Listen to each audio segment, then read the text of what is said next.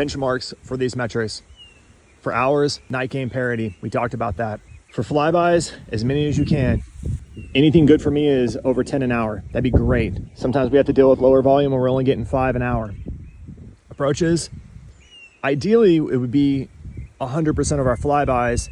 However, there are some situations that are just not ideal and are justified. For example, if she's walking with her grandmother who is on a cane and she's caring for her, it would not be very socially intelligent to go in there on that.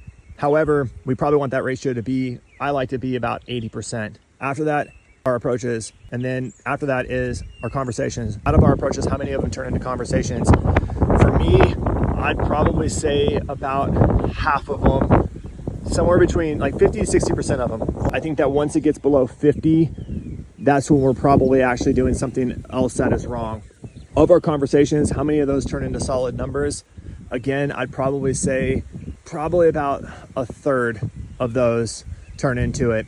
So for me, I know my ratio between my approaches to my solid numbers is about 1 in 6, 1 in 5, 1 in 6, 1 in 7. It kind of depends. It fluctuates month to month.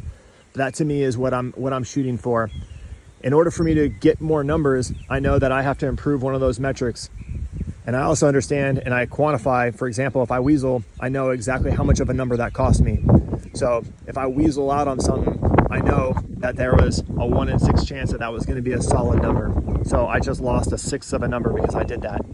I also can quantify what the value of having another hour in the field is. So if I'm in the field for an extra hour, I know that that's probably going to be about 7 flybys, of which I would probably be able to approach 5.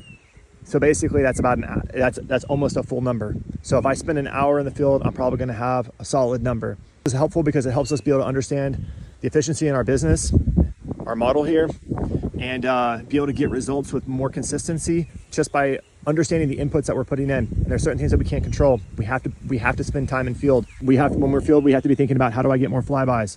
A lot of people are worried much more about the actual approach, but there's a lot of work and time and everything that goes on before the approach. Half of Daygame is just walking around and trying to keep yourself in a good enough mood that you could jump into a conversation at any moment